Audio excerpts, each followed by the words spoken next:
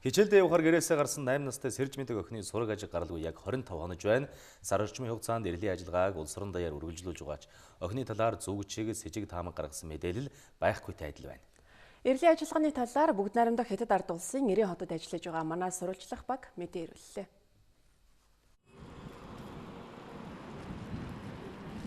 За Монголын мэдээ суваг 90 хотоос мэдээлж байна. 11 сарын 2-ны өдөр замын үдэд 8 настай охин сургуу алгуулснаас хойш одоо сар орчмын хугацаанд эрлийн ажиллагаа бол үргэлжилж байгаа.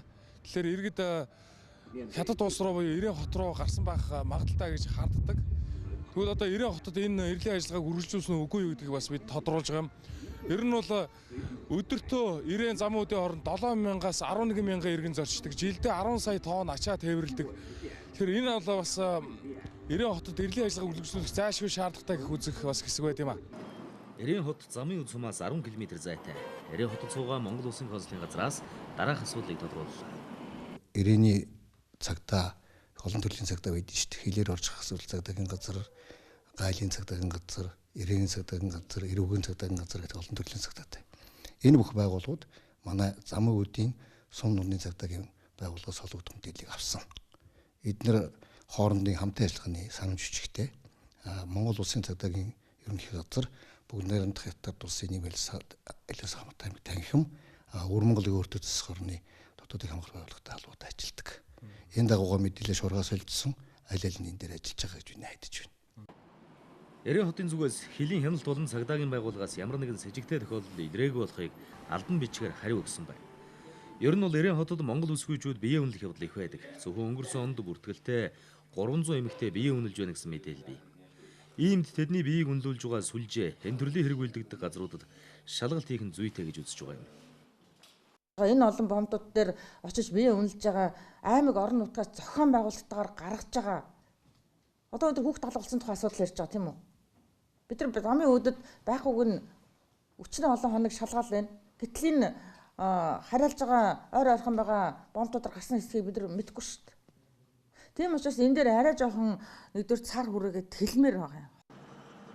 90 хот дахь консулын газар тус хотын төрийн байгууллагуудтай хамтарч биеэ үнэлтийг талан зогсоох чиглэлд тодорхой арга хэмжээ авсны үр дүнд энэ хэрэг 2 дахин буураад байгааг мэдээлж байна. 18 охин дээр хар даруулж гаргасан. Хилээр нэвтрэх эрхийг хязгаарлаж байгаа. Энэ нь бол дээр нь зарим нь бол давхар хар тамхи хэрэгжилсэн байсан юмнууд байгаа. Зарим нь бол эдний талаас яж байгаа. Зарим нь бол үнэхээр одоо бүр ингээ байнгын одоо үйл ажиллагаа явуулдаг. Нөгөө бусад охтуудаа Улаанбаатараас дагуулж ирдэг ч гэдэг юм. Ингээд нэг зуучлагч байдалтай болцсон 18 охин дээр хилийн хоргийг нь бол тавиулж явсан байгаа.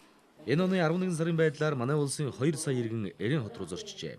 Иргэд ихээр зорчихын хэрээр гэмт хэрэг үйлдэх хохирох тохиолдол их байгааг хотын намын дарга онцолж байна. 90 хотод хүнийг худалдаалах, биеийг хүчээр хүнлүүлэх, хар тамхи хэрэглэх, худалдах, бусад зөрчил гарах асуудал Монгол улсын иргэд ихээр холбогдож байдаг. Үүний цаана хүний эрхийн олон зөрчил нуугдж байдаг. Хоёр улсын төр хүчний байгууллагууд энэ тал дээр дөрвтэй хамтран ажиллах шаардлага байна. Манай тал, танай талын бүхий шаардлага хүсэлтийн дагуу ажиллахад бэлэн байна. Мэдээж зөвхөн одоо энэ замын үдэд 8 настай хүүхэд алга болсонтой холбоотойгоор хийж гэнүү гэхээр бол бас яг тэрний хүрээнд бол биш. Мэдээж тэр асуудлыг бид нар бол хөндөж ярьж байгаа. Ер нь бол хүн худалдаалах, хүн алга болох, эсвэл бол одоо хүн биеэ үнэлэх, эсвэл бол одоо бас хүүхд хамгааллын асуудал, хүүхдийн эрх хөндөгж байгаа асуудал энэ болгоныг бол бид нар бас энэ уулзалт ярианы төвшөндөө бол хөндөд явж байгаамаа. За улсын их хурл гадаад харилцааны яам хүний эрхийн үндэсний комиссийн хамтарсан ажлын хэсэг 90 хотод ажиллаа. Бид маргааш замын үд сумдаас мэдээлэл дамжуулах болно.